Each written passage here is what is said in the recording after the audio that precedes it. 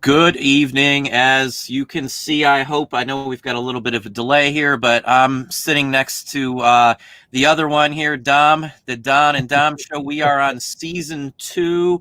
This is again the second year we've been doing these videos fairly regularly. I think we're still maybe going to do one on Dom's channel this month, maybe. I'm not sure yet on the final details. Hopefully everybody can hear everything. Hopefully everybody is doing well. eBay wise, things have been going pretty darn good, I think. I don't know what everybody else's take on what's going on, but we're going to get into some discussions in a minute here. I'm going to hand it over to Dom for minutes. For those who don't know who Dom is, give him a few minutes here to introduce himself to you. As you know, there's very few people that I do usually invite to come on the show, only just like a couple. And this gentleman right here is one of them. So let's hand it off to Dom for just a few minutes here. Hey, thanks a lot, Don, and thanks for everyone for coming by. We do have somewhat of a shared audience because Don and I have a lot of things in common in terms of interests, particularly vintage items and even more specific paper items. We love them: comic books, postcards, ephemera. I mean, we love that type of stuff. But then again, we love everything collectible. We love science fiction stuff. We love toys. And I think the thing that really that brings us together is that we have a passion for learning, a passion for knowledge, and that helps us a lot in our business. And we like to teach and help people as well as to learn. So I'm excited to be back here for season 2. For those of you who are completely brand new to me, again, that's a little introduction. I have a YouTube channel called the Primetime Treasure Hunter and a Facebook group called the Facebook Reselling Resource Center. I'm also active on Instagram at prime_time_treasure. So those are the different places where I'm active, and very, very focused on reselling and doing reselling related content on the YouTube channel. So again, excited to be back for season 2, and thanks everyone for coming by. Glad to see quite a few folks popping in already here. Again, thanks for Dom for him coming on tonight and donating some time, I guess you would say. It's a thankless thing to come on someone else's show sometimes. So I do appreciate whenever he does it and such forth too. So do have quite a few people popping in here. I do have a link to Dom's channel right here in the feed, and it is also permanently emblazoned down in the description box for anybody to see. So again, Dom, if you don't know, and I am Don. I know on the last show I had to go back in there because a lot of people were confused that were new to one or the other of us, not knowing who is who. So I'm Don, and this is Dom. So we might have to come up with different names for each other. You know, maybe we need a shirt, one that says Don and one that says Dom when we do the show. We might one that like points to the other person or something, like I'm with Don and I'm with Dom. But yeah, I get that all the time. People say, hey Don, I get that all the time. But sometimes it's not even that they're confusing me and you. The letter N and M are right next to each other on the keyboard, so it's real easy to just mess that up. Plus, if you're just talking, and you do it, and it, you might get an autocorrect or a misinterpretation. There's lots of ways where we could be called the wrong name. So. I'm bad on the phone, as you know. I'm terrible texter. I have a terrible time with my fingers on my phone, so I mix up letters all the time. I don't catch them half the time either. I just go on with it. I'm not a big fan on that kind of stuff, but as Dom probably knows, he'd probably laugh at a few of the text message errors I've sent out. Yeah, no, I've done the same thing. I tend to do the dictating as much as possible, but that's fraught with errors. The problem is, my hands are gigantic, and so my fingers are too. So trying to type things on a tiny screen, that's not easy either. So either way, there's usually some kind of problem, so I have to go back and fix things. So on my keyboard, I'm fine. I can do still like 50, 60 words a minute. So I'm like great on the keyboard, but put me on the phone, I'm terrible. I'm terrible. The 2 thumb action is usually what you'll see if I'm out in public somewhere. Well, we're going to probably shoot off some of the. Let me start the conversation. We're going to do probably the first half of the show today, just some talk on where we stand, goals, things to be centered on, things to think about. And then the last half, we'll just kind of shoot back and forth with questions and things like that from both of us, So I'll just throw this out there first, and I'm going to let Dom just piggyback or start a new conversation from there. But from my take on what's going on now, and we'll get to everybody's who's in here in just a few minutes. I'll call out some names and all. But my take, and again, this is the topic of the day, is to your approaches, what you're taking from this right now is prime fourth quarter time. This is when you source. This is when stuff's cheaper. This is the best time of the year to buy stuff, in my personal opinion. Again, this goes back 20 years. This is always the best time. It's cheaper. There's more of it. If you're up north like me and Dom, there's garage sales. There aren't garage sales when you run into October and beyond.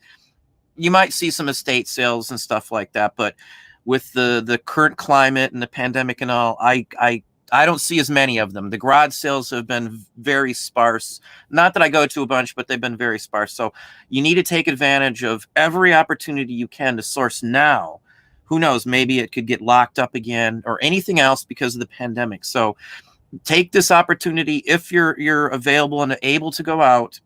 Wear the mask. Don't touch your face. Keep the social distancing. Whatever you got to do to at least get some items coming in for revenue, if this is your only source of income. Again, I don't want anybody risking their health or their well-being or anything like that at all. Again, we've got someone with a condition in our own current family, so I understand that there's safe steps that you can take in the whole work. So get the sourcing out there and be working towards fourth quarter.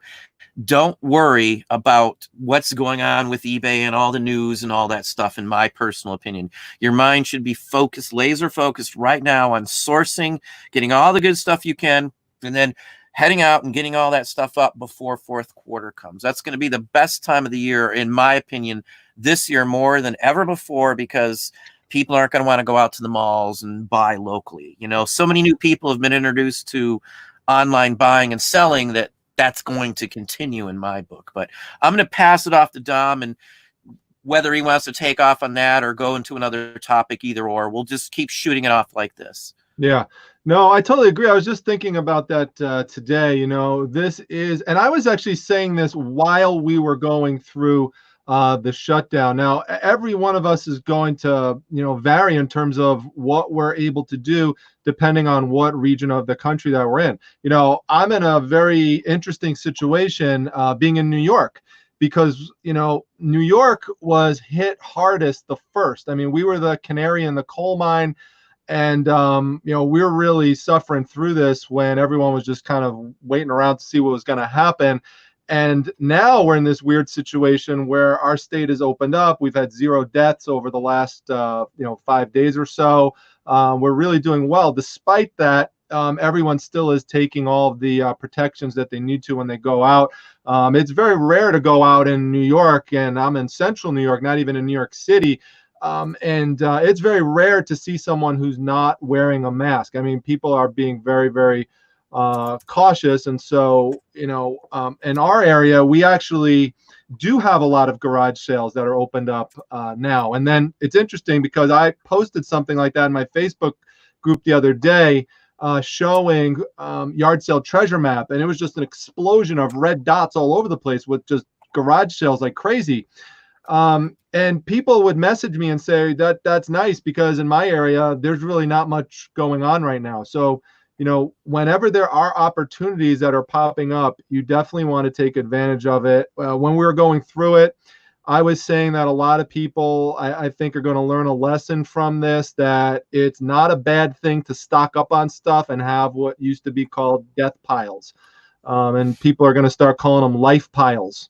Or love piles, kind of like love handles, because there's a philosophy that some people have, which is that, don't go buy anything else until you sell what you already have, and I could understand that to an extent if you really don't have a lot of space or something like that, if you're in a very narrow quarters. But I think if you're really trying to grow your reselling business, you have to have, available inventory to go to during times of emergencies. And we're in a very unpredictable, time right now.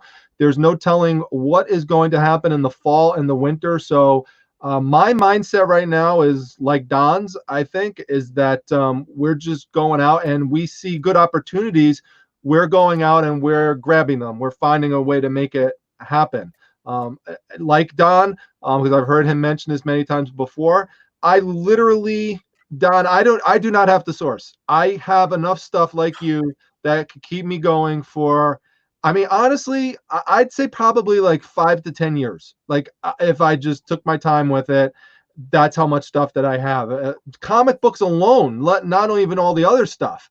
So, but I still go out and do it because I love it and it's fun and I enjoy the hunt and I enjoy the challenge of continuously trying to scale up and come up with more efficient processes to get things listed. And also, Don, for me, I have a full-time job and I pour tons of hours into my reselling business and into my YouTube channel and social media. But I always say no matter what you do, your job is never 100% safe. And I always tell my wife that, because sometimes she'll even say, she'll say, like, do we really need more stuff right now? Like she's very supportive, but once in a while she'll say that. And I'll say, my goal is that if anything ever happened, and you never know, and this is a perfect example with COVID-19, people from hospitals all around me, for those of you who don't know, I work in a hospital, people from hospitals all around me were getting laid off. People were getting furloughed. I mean, lots of healthcare workers lost their jobs. So no one is immune. It depends on the situation, your region and stuff. But worst case scenario, if you are to lose your job, oh, there's your dog right there. Your dog's Yeah, awesome. hey, just leave me alone. There's your dog. Your dog's awesome. But I always said I want to have how much of a backup do I want? I want enough of a backup that I could literally, if I wanted to, open a store. Like I could open a brick and mortar store if I wanted to. Like, now I know brick and mortar stores get pretty much a bad rap these days, but I'm just saying, like, that's the extent that I think in terms of volume that I would want just to be able to support my family, which is another thing Don and I have in common. We're always thinking about our families. And that's, a big thing that drives me. I'm always thinking about how do I make sure I have backup plans and backup plans to the backup plan, because I have to make sure that I could support them. And so, yeah, I have a good situation with my job and stuff, but again, you never ever know. I never take anything for granted, Don. I think you're the same way. Yeah, definitely. So hang on just 1 second. By the way, Don, I brought a special mug out tonight because I like to bust out different mugs. Some of you may remember this. I got it at a garage sale. Eventually, I'll flip it, but it's pirate rum. Donate rum. Yeah, well, it says pirate rum on it. There's not really rum in there right now. This is a souvenir cup. I think it's from South Carolina. I can't remember, but maybe it says here. Myrtle Beach. Yeah, Myrtle Beach on the front of it. I got it for 50 cents at a garage sale. It comps really well, like $20 or so. But I just decided to, and I love barrels, Don. Do you love barrels? I never talked to you about barrels before. I got some piggy banks that are barrels. I don't know. You've probably seen them before. I love the old big, huge barrels. Yeah. Back in the day, we had some shipping barrels that were like the 55. We ended up selling them online. And then I have the little ones. I love the whole thing. We seen them make it in Greenfield Village before. They actually made them and they staved them, and it's a huge process. I like barrels, yes. I love barrels. I love the look of the barrel, the shape of the barrel. I always think back to the Woody Woodpecker cartoons where Woody Woodpecker would go over the Niagara Falls and the barrels. I love barrel-shaped glass. I have that. I like to keep pencils in them and stuff. And I just like decorative, like barrels are great. They give you, the home a nice rustic look. You can put firewood in them and stuff. I just love them. So when I saw this, I said, you know what? I'll use this for a little bit, and then eventually I'll probably sell it or something. But anyway, so my wife's aunt has barrel chairs, set of 6 barrel chairs in the tables. I think it's a base. I think the base is a barrel, but it's a poker table, and they're literally like you cut out a barrel, and there's a seat inside of it. I don't know if you know what I'm talking about. But. Yeah. That is neat. It's definitely cool. I fully agree with the same mentality as Dom on sourcing. Now I know several people even on the feed tonight have mentioned in the past about not wanting to go out and stuff like that. I completely understand. And that's why I'm selective myself because I don't need the stuff. I'm only worrying about my pickers because I don't want to lose them. But if I didn't have to worry about my pickers, I'd only go to the ones I needed to. I wouldn't be all over. But right now, if you don't have inventory, you need to do something. Be safe, hit it whenever you can, get whatever you can. Again, there is a safety distancing and such forth you can do. In our state, I think they made it mandatory for masks in public, if I'm not mistaken. I know I saw that was up in the air on last week, but I think they did make that a mandatory thing. So as long as you're being safe and following the rules and gloves and the whole works, there is still a safe way. I still see people popping up videos going to Goodwills and stuff like that. Now, I haven't ventured in any thrift store or anything like that. I don't need to go into a store per se, but if that's what you need to do, from what I see, and there's not many people in the stores, so I've seen some videos, and I didn't watch the whole videos. I just looked at the thumbnails, but there's lots of people saying this person's been scoring out like mad at the thrift stores because no one's going and all the merchandise is backed up. I don't know how true that is. If it is, somebody maybe can pop out some comments on that. But I've heard it from quite a few people. I'd have to say 15 or 20 people have personally made a comment, told me, text me, or something to that nature. I've even seen pictures that people have sent me with nobody in the store and like phenomenal stuff in their cart. So, maybe some of the folks who would have had an estate sale normally may have just donated it all. I'm not really sure what's going on, but everybody's sent pictures of stuff like that. Not everybody, but a considerable amount. Have you been into any thrift stores since this? No, I actually have a video on my channel called, it's funny you mentioned it because someone said to me the other day, hey, it would be great if you did a video going to a thrift store. And I actually have a video on my channel from about a year ago saying why I hate thrift stores. And I acknowledge in the video that this video is very specific to my region because there are people, who go to Savers and Connecticut and do really well. And, maybe the Goodwill or Salvation Army in your area is great. But in my area, it is absolutely horrendous. And if you go, I haven't had a single person go through that video and look at all the items on the shelves and in the bins I showed that ever said, you know what, you're wrong. Look at that. That's valuable. Look at that. That's valuable. I mean, it's just complete garbage. And every single one of them by me has always been like that. So I actually stay away from them. My main thing has been and long been is estate sales. I find it's the most efficient place for me to source because there's just so much stuff available all in one place and I could go through the entire house. I still go to garage sales. The flea market's great as well. That's kicking back up a little bit.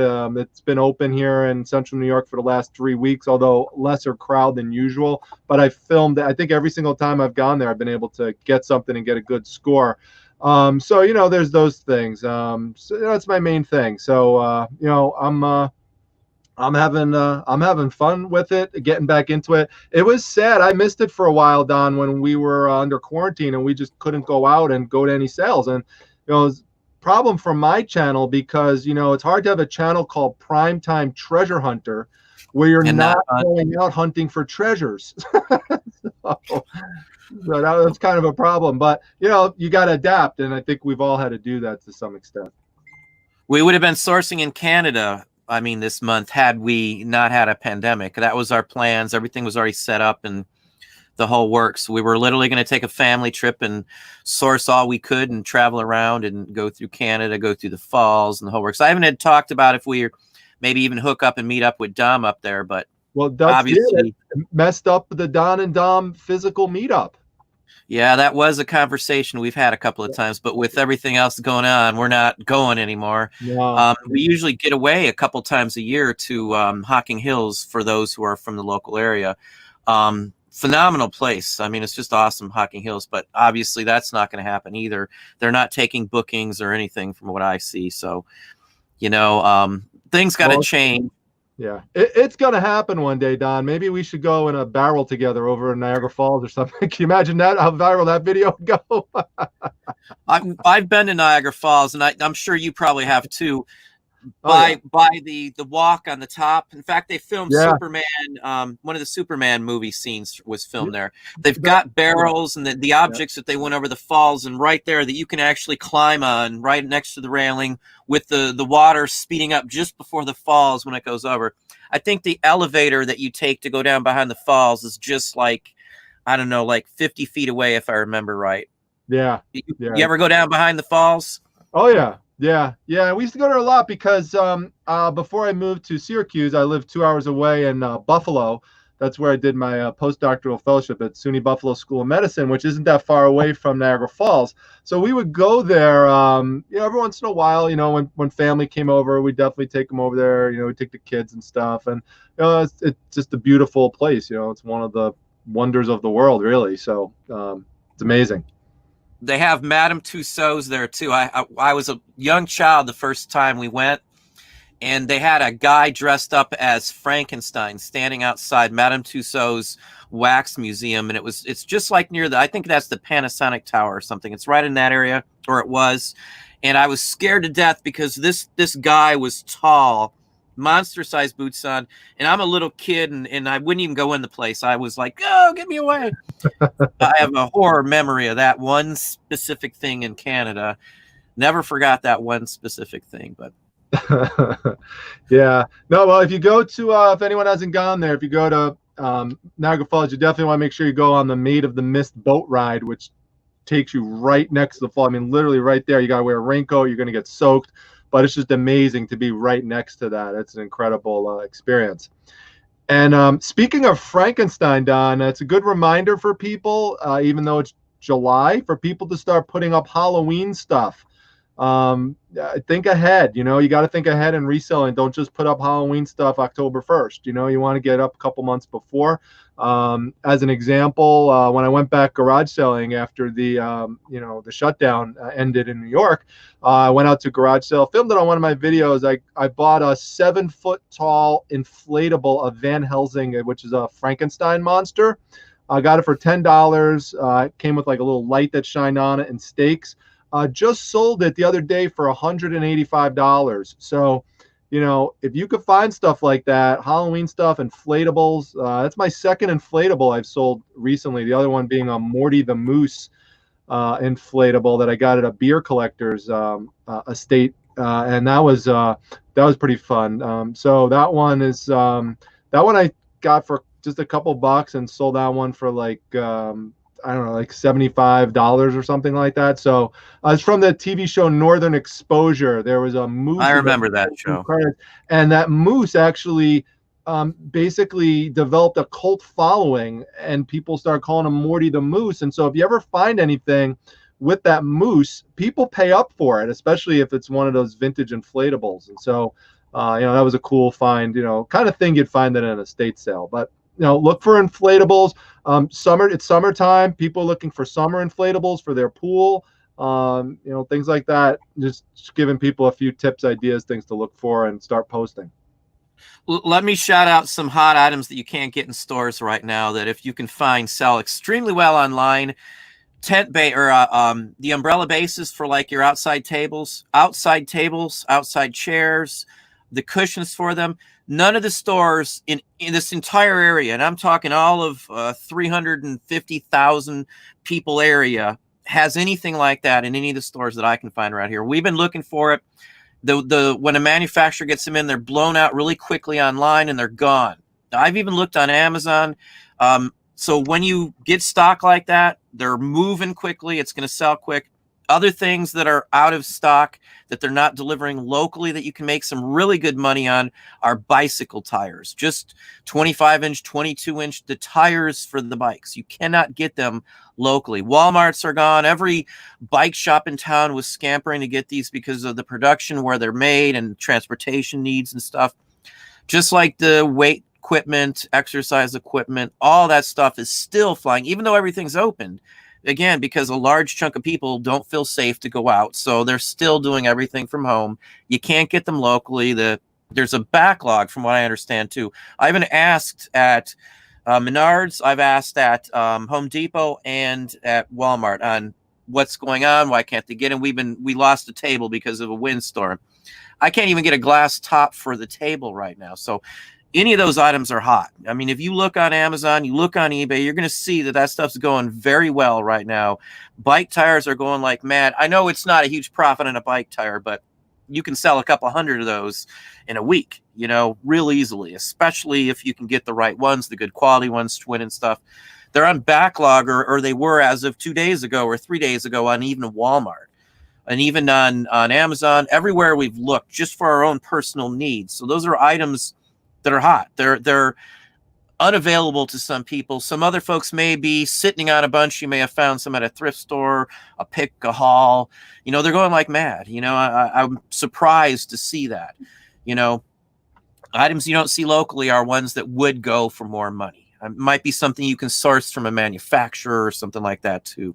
We do wholesale, so there's nothing wrong with buying straight from manufacturers and things like that on certain issues like this. I'm going to shoot out one story, and I'm going to hand it back over to Dom. When we first bought our pallet, I'll give a true story on pallet wise.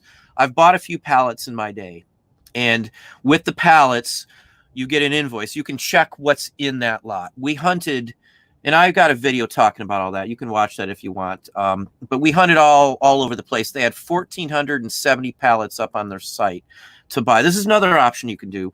There's like 8 good sites that you can use. Some of them are a little screwy, and we got the pallet based on, you know, checking over what was in it. And it was 1,500 of just 2 different things. And it was flea control. And it was something that we were ungated for. We did a fill out and we applied and we went through Amazon's course and got certified so we can sell, you know, pesticides and things like that on there too, which I don't know what the options are right now, but we're already in that program, so it doesn't matter. So we bought that for almost nothing. And we're able to flip that many of those things in just a few weeks. And it was a huge profit.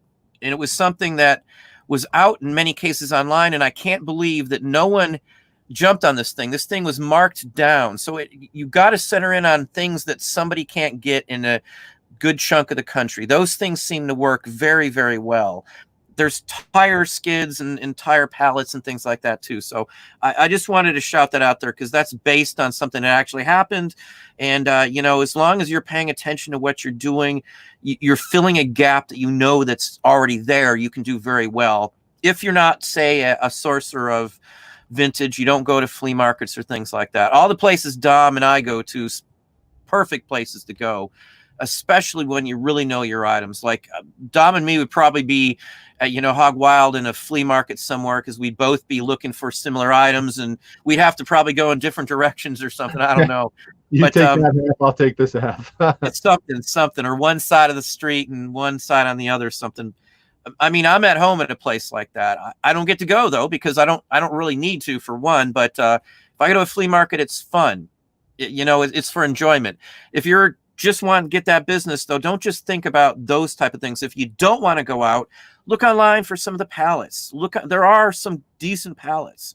There are companies that are legit. There are ones that will refund your money if you're not happy with it and all kinds of things, or give you credit. But our experience with the ones that we did were very good experiences. We got our money back very quickly.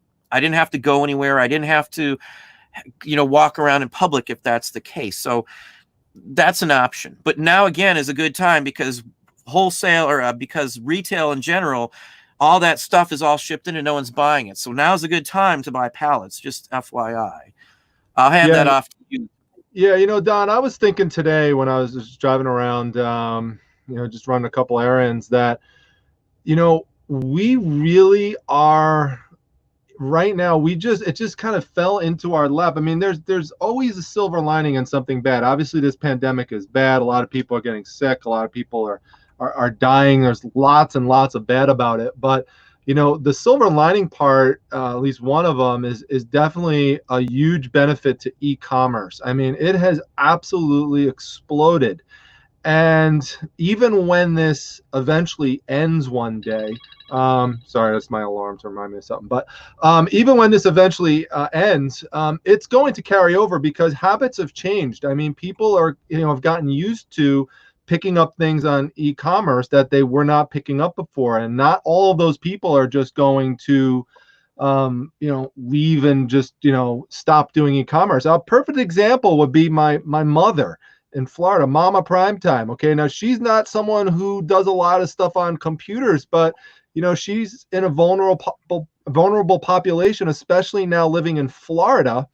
She doesn't really want to go out. She doesn't want to get sick, and so she's ordering stuff that she never ordered before online. And she's like, it's just so easy. She's like, I just went on, I clicked, it came my way. And that, if someone who is, older is doing that, I mean, that just gives you a sense, an insight into just how much things are changing and why, so many people are, seeing big increases in their numbers, as a result of all of this. And what you said, one other thing I'll just mention, just to, piggyback on it, is I've limited, where I'm going out now is basically a few places. Like I'm going to, grocery stores. I'll go over to Costco.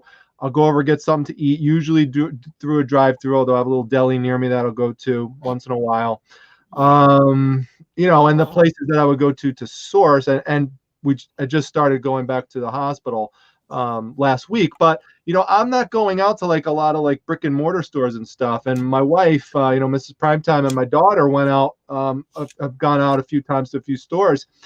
And even in New York, where things have just gotten dramatically better, they told me, for example, the other day they went into Burlington Coat Factory, and there was literally almost nothing in the store, Don. And they talked to the guy, and they're like, what is going on? And the guy's like, we're just not getting shipments. He goes, we can't get shipments. And then they went around to a few other stores and said the same thing. So a lot of places are apparently bare, even in states that are doing well. So, I mean, this is going on all over the place. And, people, like you said, can't find stuff. And we as resellers, we really need to be proud of what we're doing, because we are fulfilling a big need out there and helping people get stuff that, they either a necessity, something that they need, or just something to help them, pass the time during, a period of a lot of stress and boredom. Yeah, definitely. With some of the items, though, like clothing's a different story. Clothing, on the other hand, warehouses are full because the products were ordered months in advance and they were still showing up. So what I see in the clothing aspect, now I don't know about Burlington, they might not be dumping the products off, but I figure by Christmas time, there's going to be so many clothing items on sale. Again, it will help and benefit those who sell vintage like us, those who sell the oddball, the households and stuff. It's going to help you guys. It's going to help everybody.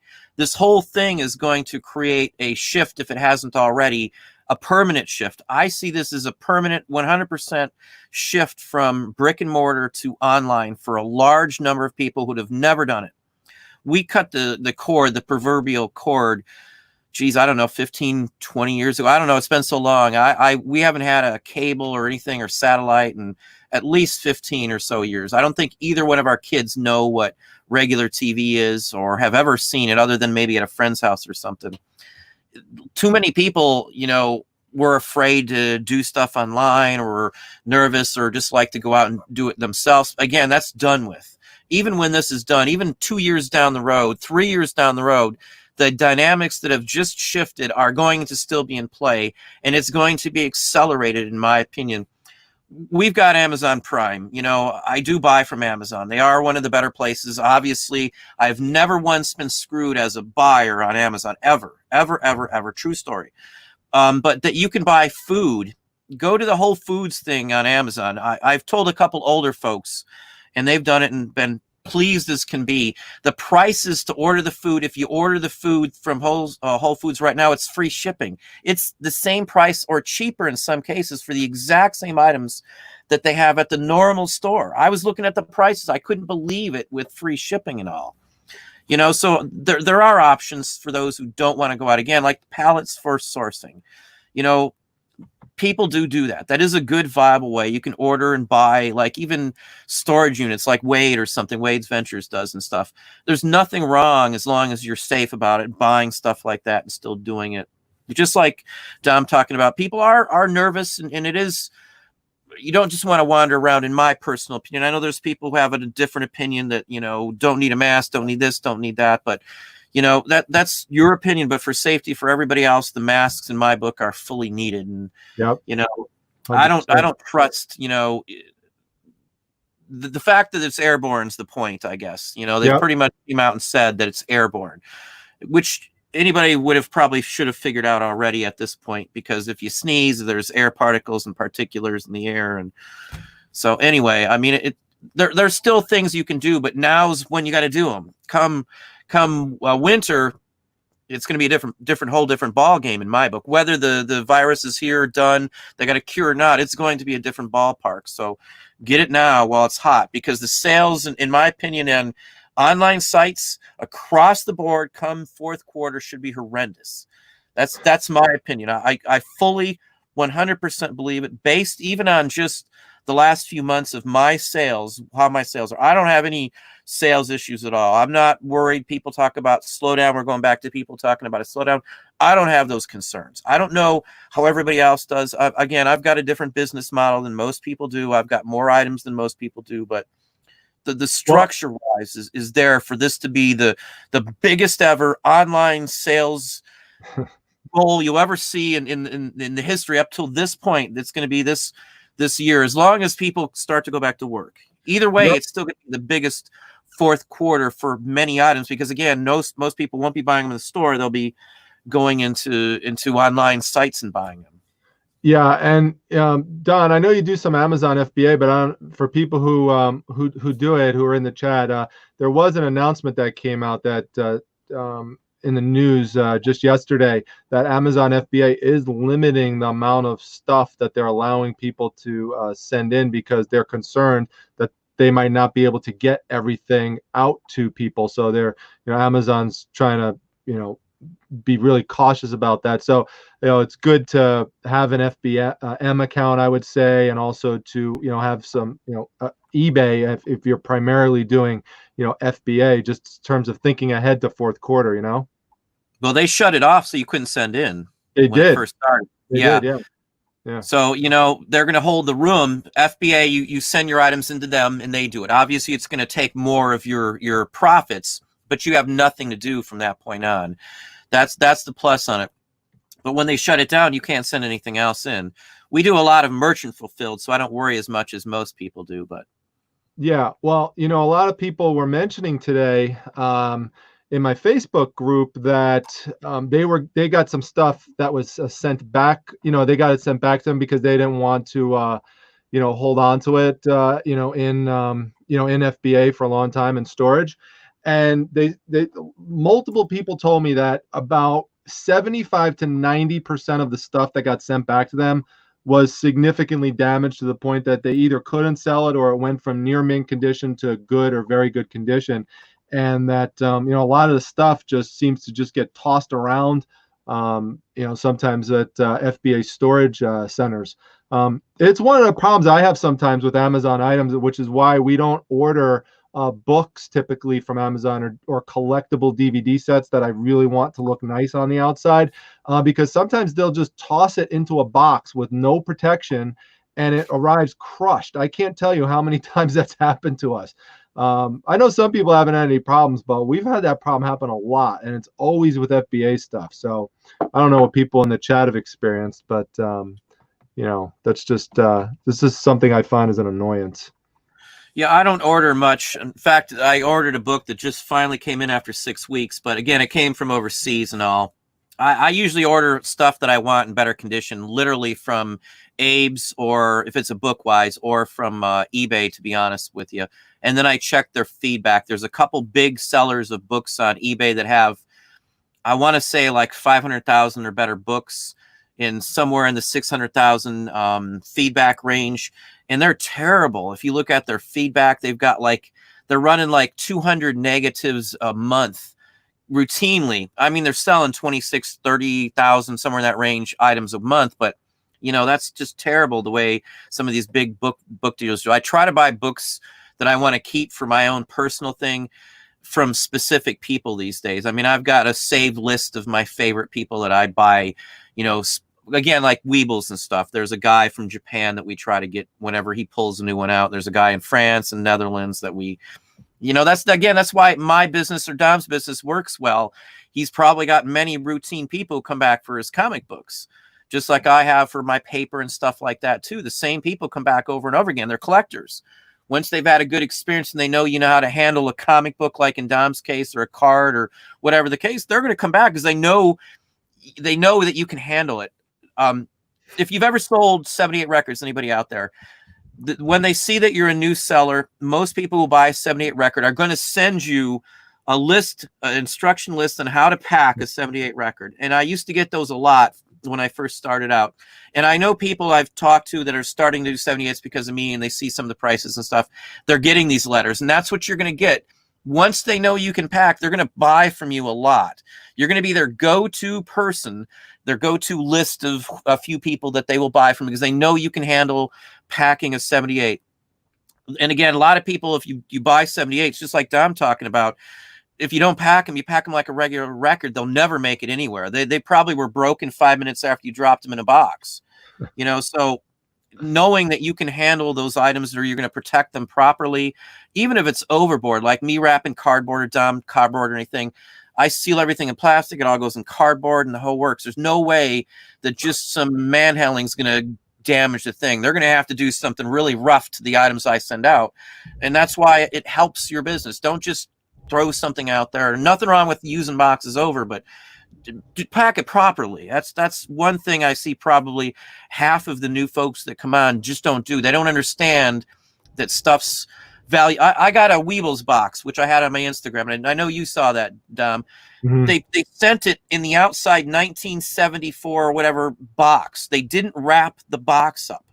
The thing survived 44 years or something in great condition, and they just taped the label on the display box we're talking about, that you would have saw it in the store and ruined the box and dung up the stuff inside, knocked off some pieces. This is something we were looking for 2 years, a complete one. We have it in pieces. We just didn't have everything in the box like that. And it's such a shame that someone didn't know that you take care of a box. I was dumbfounded. That's the second time we got a Weebles damaged like that.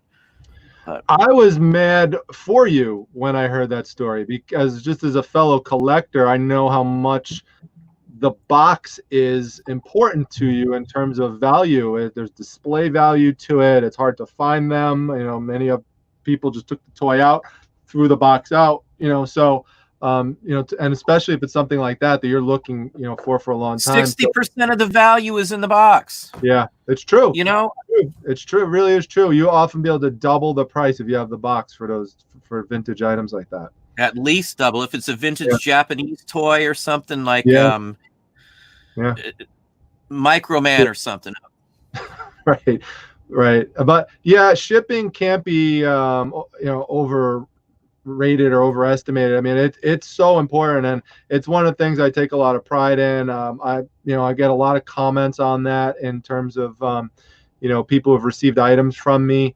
A lot of my feedbacks mention the shipping, and I think that when you have buyers looking at your feedback, and they see that you're someone, consistently, where it's mentioned that, you ship things properly, and, people be like, wow, amazing how protected it was. People are going to be more likely to buy from you. And in fact, when I look at people who I'm competing with in terms of where I'm going to price my item, if they have an item, it's the same exact one as mine, and they have bad feedback, especially with regards to shipping, I don't even consider them competition. I have eliminated them, because I know that a significant percentage of potential buyers, not all, but a significant percentage, are going to look at that feedback and also eliminate that person and move up the price range, towards where I am. So I did that once a couple months ago. I did a video where I talked about that with a vintage rotary white telephone. Don, there had to be about, no joke, had to be about 40 to 50 other telephones just like the one that I had. But and I'm going on something a little bit different, but just because I took the time to clean it up and make it look nice, take the stickers off, take the writing inside inside that little circular dial in the front, people lift like phone numbers in there and stuff like that. Just clean up, take the dust off, take the dirt off, all that kind of stuff. I was able to improve the price from, people had that phone price for like $24, $25, and I was able to get like $60 to $70 out of the same phone that everyone else had, because I just kept going up, up, up. And I'm like, nope, this person didn't clean the phone. This person didn't clean the phone. This person left dirt on it, left stickers on it, left phone numbers on it. So there's all sorts of things you look at in terms of your competition, in terms of where you're going to price things. One thing is feedback, and the other is how they're presenting their item to the customer. So, just a little tangent there, but this is kind of a freewheeling James Joyce type of show tonight, so I could do that. Perfect comments, though. Perfect comments. Since we're talking about shipping and stuff, I've got these little tiny die cuts and things like that, and we buy them by the pound. I can get them in poundage, usually in sheets if I'm lucky, and then we'll bust these things up. They're 1870s, 1880s. I've got like 3 paper people that get them in quantity for me.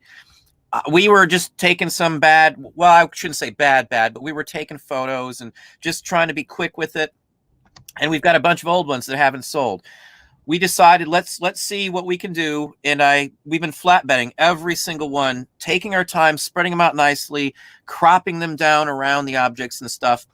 I'm selling like 3 times what I was with the old photo styles with the new scanning versions now. So we've tripled those items selling in our store just by having the best images on eBay. No one's got these big, massive scans like us. 600 DPI. So when you hover over them, you see these little tiny things that are like larger than life. It's impressive to somebody. It fills up the gallery photo, and it's got a pure white background. It's the V600 scanner I've showed before. It's the bomb. I'm telling you, if you don't scan and do your stuff properly, the image is a huge difference. I am seriously 3 times what we were selling of the stuff with my old photos. So once we get the new stuff up, we're going back in. We're going to pull all those listings, 10, 20 at a time, and we're going to rescan every one of those things. And I'm sure I'll get some movement, because the photos alone is the only difference between the ones that we aren't selling as much of and the ones that we are. It's a no-brainer. The photos. It's the photos. Yeah. Because, like vintage stuff, It's huge. Yeah. Well, this is actually kind of related to it. One of the things we're talking about is, moving forwards in our business and growing. And I'm always, trying to continue to grow. And, I'm continuously in this situation where I have to continue to find ways to be more efficient, to continue to grow my business in terms of the amount of product I have up, and making sure that I'm selling a good amount of it to hit certain financial goals. So one of the places that we've gotten to is that my wife is helping out more now with taking photographs of items, and I'm asking her to take photographs of a certain amount of items per day, send them to me, because that cuts out a bunch of time with photography. But now she's awesome with taking pictures of clothes. She took a picture of a tankini set recently from Michael Kors, that the way she staged it, Don, like as a guy, I never would have thought to stage it the way that she did. The pictures were amazing. They literally sold, the set literally sold the next day. It was just an amazing picture set. But with hard good items, one of the things that I'm helping her with is making sure that you're not casting like unseemly looking shadows, onto the white background that could really make your picture get messed up. Or, when, for example, I just put up a whole bunch of set of customized Minnie/Mickey Mouse ears that my daughter made. So it's like artisan type of items. So there's like a Baymax, there's an Alice in Wonderland one. There's a couple other ones. There's like a Dumbo themed one, but whatever. There's like 4 of them. So she took the pictures, right? And she thought they were great. And she sent them along to me. And so I talked to her and say, thank you for trying to help me out. And some of these pictures we could use, but other ones we can't, because when you actually zoom up on them and look them really close, you could see like strands of threads that are coming out, and you could see like little hairs, or little like strands of, again, like other pieces of like fuzz that are like on it, that you've got to take that stuff off if you want it to make it look like a nice, clear and crisp picture. And it could be annoying and it could seem nitpicky, but that literally can make the difference in terms of if you're going to make the sale and how much money you're going to make the sale for. So, you know, that's part of the process, though. You know that when you're training your employees in terms of, you know, you've got to make sure they understand everyone's got to be able to take the pictures the same way, because I can't have half of my store photographed one way and the other half photographed another way, because you want to give your buyers a consistency of experience. Well, I see Carol. Thank you, Carol. Thank you so much for the $9.99 super chat. Thanks, Again, Carol. I don't expect anything like that, but I honestly and sincerely appreciate that. Let me call this out too, because on my end I got 172 people in, and we have 44 likes. I know some people hit that like button. Yeah, but if you haven't, please hit the like button here. I know I always like to at least get to 100 before the end of the show, and you know, we've been on for a little while. It'd be great if we can get that number up there. So surprised there's no negatives yet, but yeah, photos are such a huge thing. I always hope Dom's wife will come on too. I mean, I get the whole not on live because my wife, you know, doesn't do the live anymore, but it's always good to have a partner, wife as a case to help you, wife or whoever your partner is. It doesn't really matter who it is. I don't really care who it is, just so you have somebody to help you. My wife takes the best pictures of the jewelry. I mean, I don't even, they all go to her, everything, because she knows just way to put them up and way to make them look nice. And she's got them on the little stands, and she takes her time and they look right. My people, like Dom was saying, you want consistency. I'd rather have my people take their time to get the images right or the scans right. They sell for more money. It makes no sense not to do it. Again, like I'm literally selling 3 times one item than I did before I scanned them, just because of the images. So best images, take your time. You'll do far better taking a little longer time or buying a little better of a camera or something, because you'll get more out of it. I promise you, you know, you'll get more out of it. There's just no way around it. The better pictures, the ones that are consistent, the ones that offer, you know, good return policies, good feedback, you're going to get the sale over anybody else. Dom's telling you the same thing. We both see that the same way. Your reputation is key. I don't buy from people who have low feedback. I don't do it because I don't want to have to worry about filing a case. It's time out of my day. Sometimes it could take you an hour to deal with some bad case because the buyer is not a good, or the seller isn't a good seller. I mean, everybody's spent some time. We buy stuff for our kids for Christmas offline. I don't think there's been a year gone by, and one of them's, 20 now, where something wasn't wrong or where there wasn't some issue in a scam on something we bought for them. Mostly electronics, but still. Yeah. Let's see. No. I did not call out people. I do apologize. I'm terrible. If you ever been on a show with me and somebody else, I have several things open and going, and I'm distracted. I've got kids and the dogs and stuff. So I do apologize if we hadn't hit anybody's name. I do see one here that I do want to call out. Obviously, Annie, I got Duncan, Carol, Shane, Kathy, of course, Strictly Anything. Craig just popped in here too. I know Dom knows Craig as well. Landshark Picker. Yeah. Craig's a real good guy too. He's been in one of my videos before too. I don't have time to see or go to too many people, but Craig's a good guy. He's an IT guy as well. He's written some of his own code and software and stuff as well too. So if you ever get a chance or you want to see something different in Sideline 2, Craig's a great guy. He's got some real good videos as well too. Hang on, I'm trying to go through some names here because I'm terrible on stuff like that sometimes. Grace wants a shout out. Grace JD. So little shout out for Grace. Hey Grace, how are you doing? I see Grace in here quite often. Oh yeah, as I said, I'm terrible, and anybody who's watched the show knows I'm terrible. Half the time I don't even get in the chat, and my feed's like all over the place.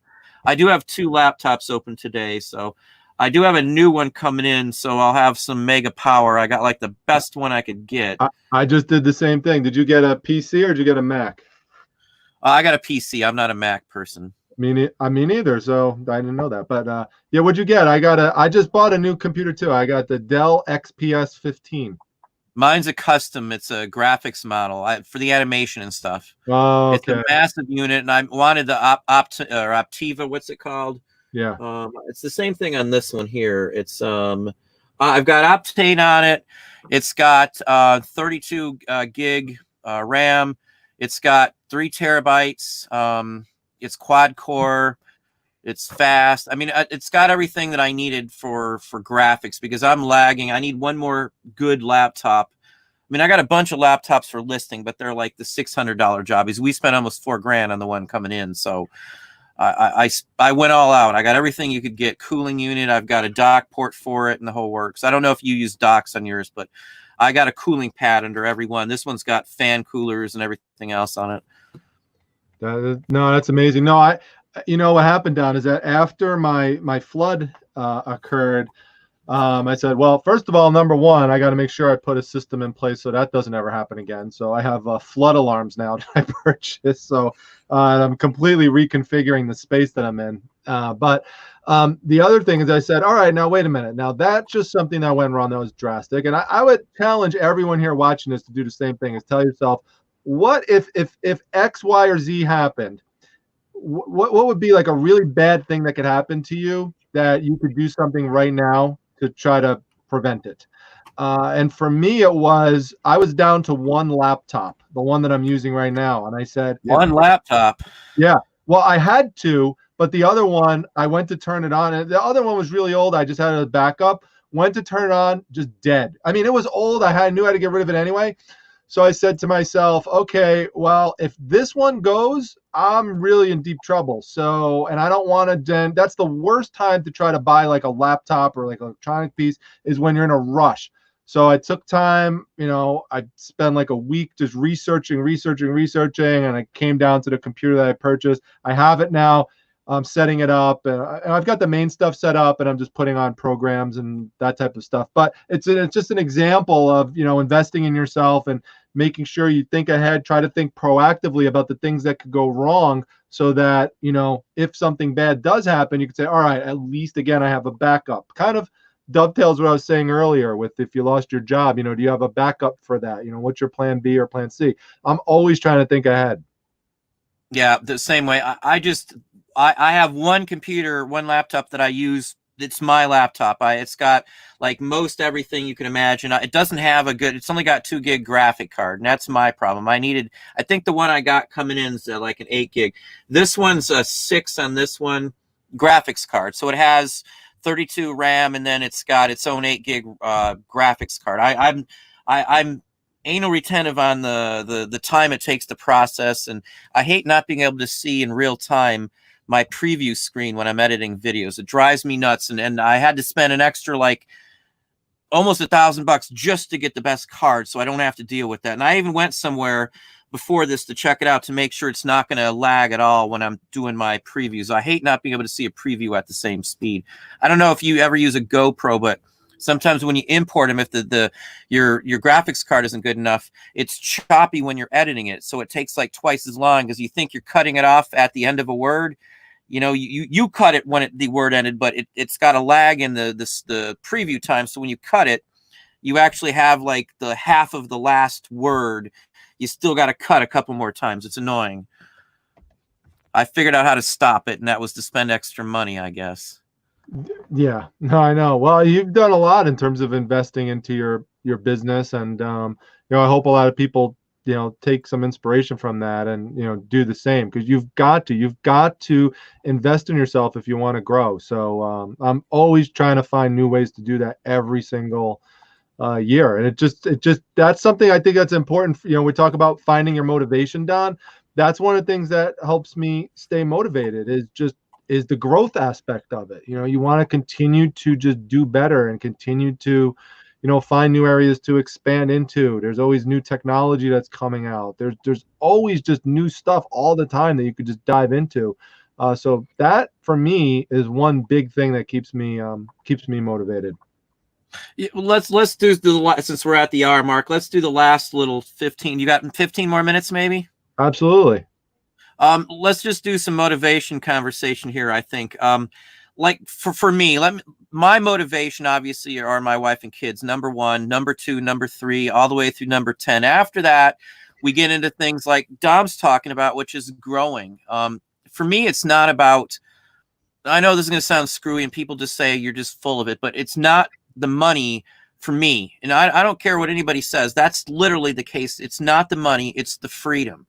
I worked for somebody in awful jobs. I mean, I made okay money, but it was awful jobs for the most part. Other than Lou, anybody who's followed me knows I've talked about Lou, the only guy that's really been a real good mentor. But the motivational aspect is not having to work for somebody else to have this freedom for me.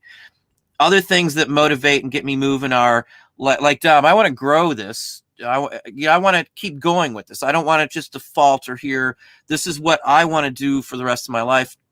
I like the video stuff too. I like the artwork. I like selling. I love the antiques beyond belief. I want to get the books published. I want to get some of my guides published. And again, I'm not trying to market myself. I like doing that. I went to college. I liked the part of writing. I liked the part of documenting. I liked the part of this. All that kind of stuff gets me excited. And being able to get and acquire all these antiques and collectibles and things that I could only see in a museum when I was a kid is a rush every day of my life. It's like being on a gold rush or a gold hunt every day of your life, or being Indiana Jones to some extent. Obviously not dangerous. Well, it is some cases, I'll say. I've got a permanent injury from sourcing. But the point of it is that it's a rush for me, whether I get them easily or not, to have this stuff. Like I got buttons galore here. It's just stuff that I only would have seen in a museum, like a Revolutionary War piece or something. It's a thrill. It's exciting. It's a rush. It's motivation beyond belief to see what's the next cool thing that I'm going to find and stuff. That's what does it for me. You know, my family's here with me, so I don't have that day-to-day drudgery as many people do.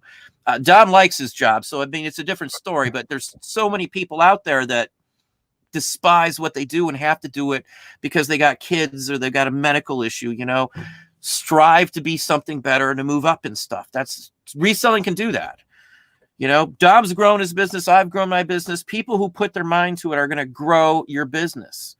I mean, that's it. I mean, you put your mind into it, you work hard, you're going to grow it.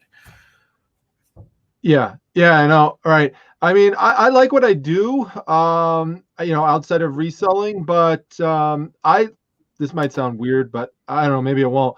I like the reselling better. I do. And I think it stems from when I was a kid and I used to work at a convenience store, and I saw the owner who I worked for, just, you know, I saw him built it up from nothing. He built up a corner store from nothing. It's still there to this day. It's called Penny Pantry in Freehold, New Jersey.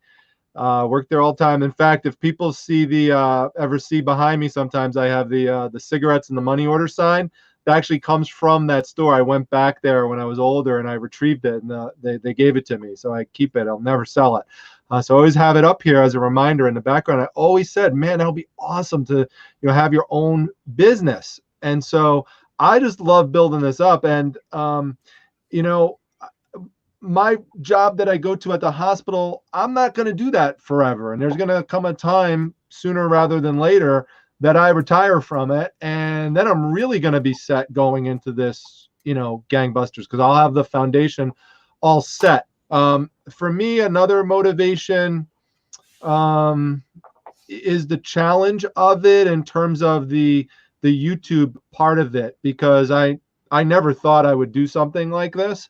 And I've enjoyed the challenge of growing it, of producing videos, of, finding ways to grow the channel, of collaboration and stuff. And it's been a fun journey to go on. And so, there's been a lot of enjoyment there. So I like taking on, all sorts of new challenges and stuff, whether it's breaking into a new niche or trying something, different on social media. So that's a lot of fun. Sure, there's a financial aspect of it too. And that's a main motivation for me too.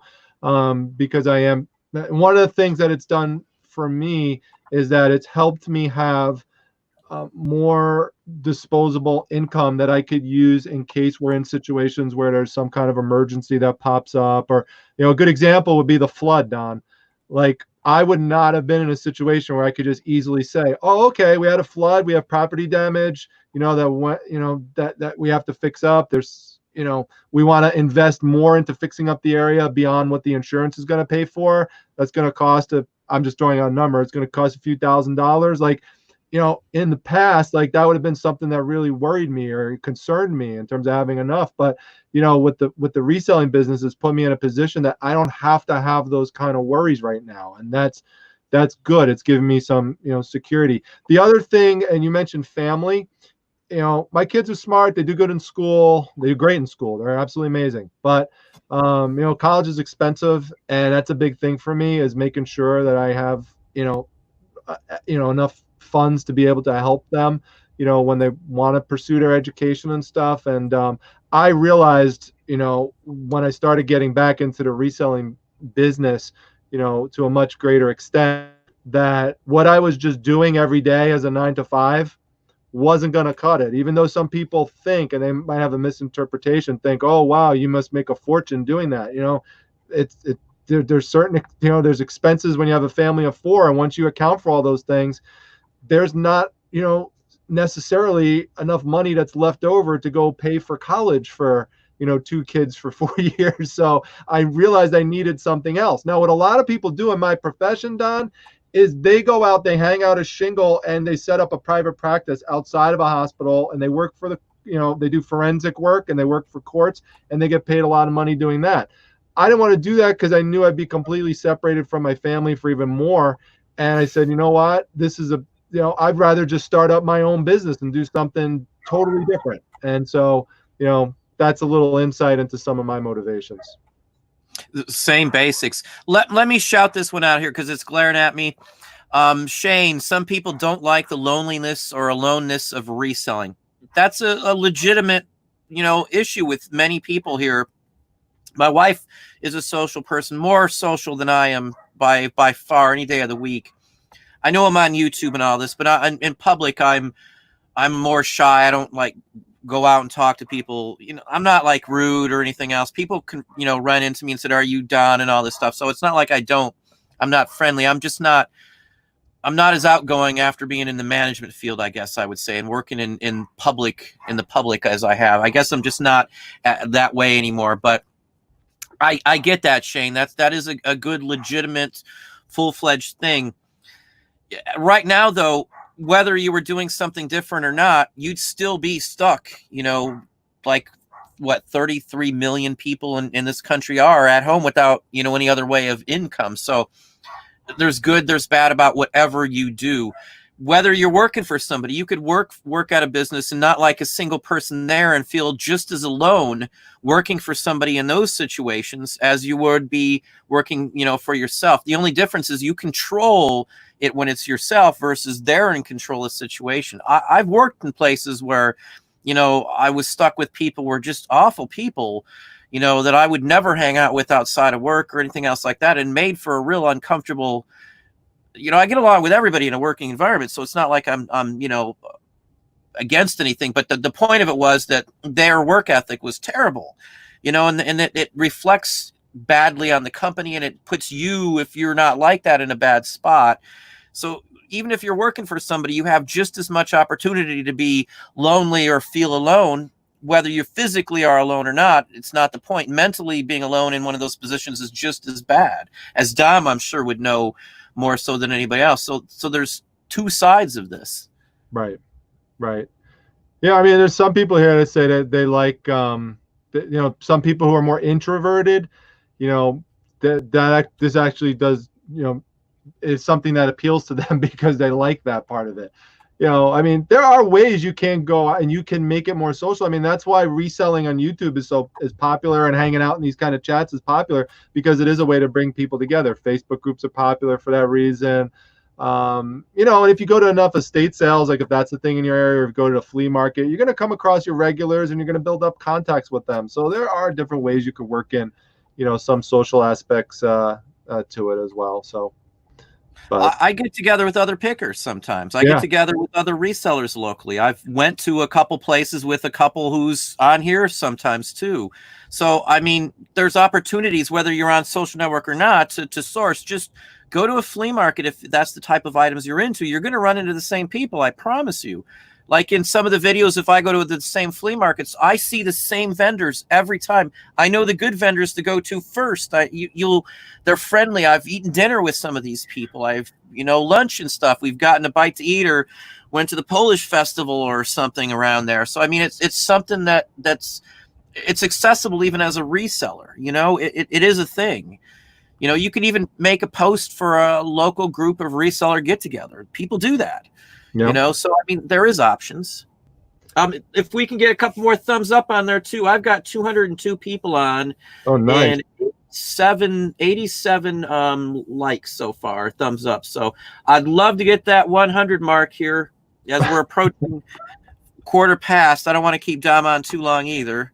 He's gracious enough to come on tonight. Gracious enough. I mean, I'm honored to be on here, man. It's awesome. Oh, come on now. No, absolutely. I'm excited, man. Season 2, it's a lot of pressure, Don, after we won the Emmy last year, but I wish. I think we're capable of living up to the hype. I don't know. Yeah, there'll be more, I'm sure, at this point. Let me just do a few call outs to a few things going on before I forget. The next Weeble video will be up for Patreon first for a couple days. This week, I do believe. Again, it's done, as are 6 other ones. There's 7 total videos. So if you like the Weeble video, another one's coming up. It's going to be in-depth into some of the play sets and vehicles, what came with them, how they're packaged, and the whole works. There's actually a section that's going to show you the breakdown on what's inside of a Weeble. I've spent the time to disassemble quite a few of them to get one complete one that you can take apart, and I can show you how they expand and what's inside a Weeble and the whole works in there. So Marky's in all those videos. We had a lot of fun as well. I've got some more outtakes that we'll post for the Patreons as well too. And for Patreon, there will be another live show. I think I'm going to run it on Sunday afternoon because I had the most amount of people on the Sunday show. So just wanted to touch base on that. Tomorrow's video for YouTube is already done. It was uploaded while the show, just before the show went live. So it will be up early tomorrow. It's a paper haul. I bought 50 pounds. In fact, I had texted Dom that morning. I was running out. I left at 6:30 in the morning. I got 50 pounds worth of paper stuff at one stop for $220. I got 5 little pieces of paper in there that are going to make me a profit on that. 5 little tiny pieces that'll fit in a postcard sleeve that'll pay for everything. So if you want to see a real good paper haul, that video's up tomorrow. So I'm going to pass it off to Dom here. We're getting towards I don't want to run it too long, but we're getting towards the quarter past. I'm going to let Dom give maybe some final thoughts or some other interests or something, and then we'll do some goodbyes and head it off from there. Actually, my final thoughts really, Don, are that I just want to tell you, I really am happy to be back on and doing doing shows together. We had a few months where we weren't doing any shows. We were just doing our own thing for a little bit, just take a little break.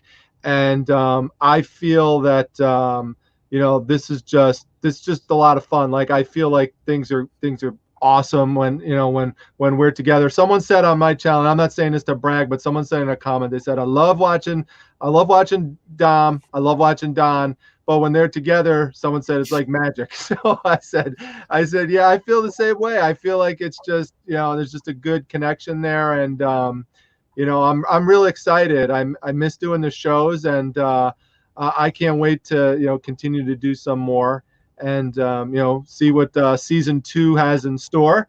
And, we'll see how long that goes, and maybe take a little break again and then go into season 3 at some point. So, we negotiate, we those negotiations, Don, they were a little tricky there for a while, but we got it all settled. And maybe after this, we get to sign a multi-year contract or something. Time is a factor for me for the last 2 months with the Shopify thing and InkFrog and, all the other, it's been a constant headache. Honestly, I mean, I don't eat now, and dinner time is at 7 when my employees leave. I don't get to even pick up a phone or do anything till after 11 in the morning after stuff's packed. And I mean, my week is now 11 o'clock. I can't do anything before 11 a.m. unless I got to go go to a hall. But then that means I got to pack up before I leave. So that means I got to get up at 3:30 if I'm going to pack for 2 hours to leave by 5:30, 6:30 or wherever. It's like a long ordeal. And then employees are here when I get back, usually, since they're going back to college, so I'm trying to help them to get as many hours. And so at 7 o'clock I get to eat finally, and then that's my day. These last couple weeks, every free minute's been tied to trying to expand our business again, like we're talking about growing everything. So, well, I feel all is right in the world, Don. I'm excited to be back on the air together, and I'm looking forward to doing a bunch more, like I said. So this is a lot of fun. Tonight. So I know we're busy and stuff. For the last few months I was as well. Doing a lot of things, and but it's great to make time to do this and carve some time out of our schedules. 100%. I have a lot of fun doing them, and I really missed it, and I'm glad we're doing it again. And a bunch of people are asking, like my last live show. If you go down to the bottom of the comments, I saw that. Yeah, people are like, we want more Don and Dom. Yeah, have another show. So like, all right, we gotta do some more shows again. So here we go. Well, if we can squeeze one more out, maybe I'll go on yours, or we'll do one more on your channel next time this month, maybe. Yeah. Maybe we can hash out one more day or something. Yeah, sure. Yeah, absolutely. And hopefully we could do another Christmas show this year, because last year the Christmas show, that was a lot of fun. I enjoyed the Christmas show. So yeah, that was fun. I actually think one day we need to do a compilation of the best Don and Dom series, because I still watch this one scene and I laugh. If you haven't seen it, go back to the Don and Dom show for Christmas, the Christmas one that we did. The best part was when I poured you the eggnog through the screen. And the best was when you looked over and you're looking at it and you're like, I think it's right about to get to the top there. It's so funny. I keep laughing about that. It was just the music, and you had the music playing in the background. It was just perfect. Christmas. I forgot about that. Yeah. It was so funny. So the Duncan says weekly shows are required. We can't do weekly shows, but we'll try and go back and forth, and back and forth between the channels and stuff. So yeah, I got another channel and I haven't put a video up in I don't know how long now, because time-wise it's killing me, man. Yeah, not having as many employees and all the other stuff.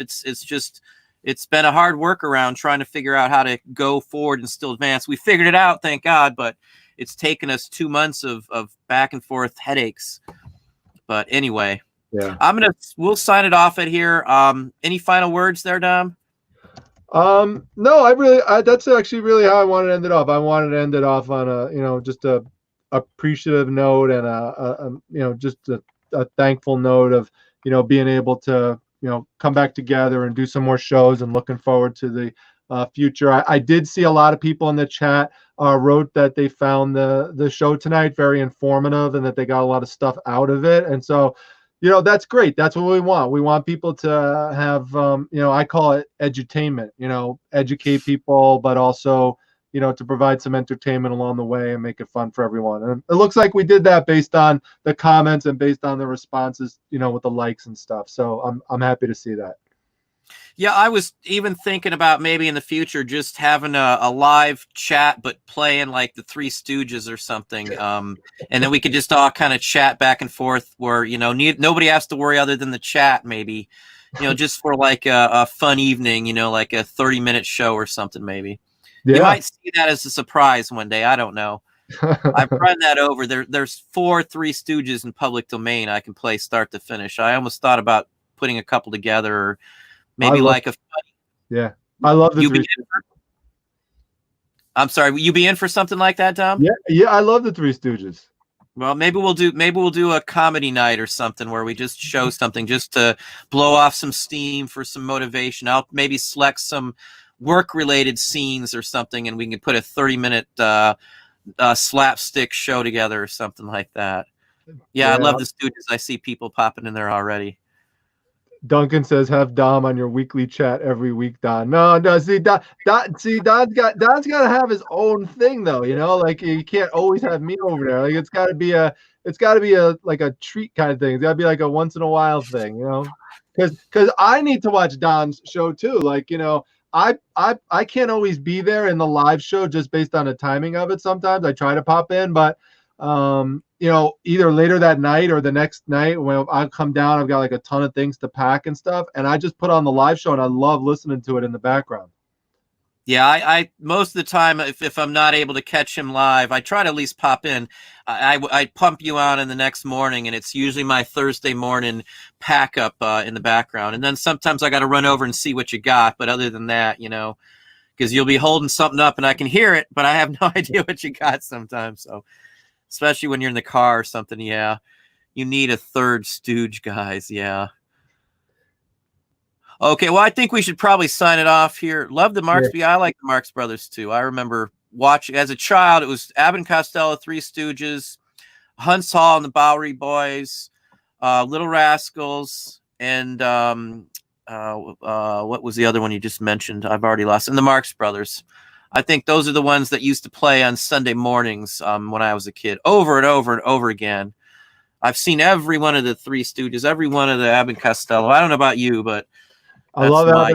I love Abbott and Costello. I love March of the Wooden Soldiers, one of my favorite movies. Laurel Uh, and Hardy. yeah, Laurel and Hardy, love them.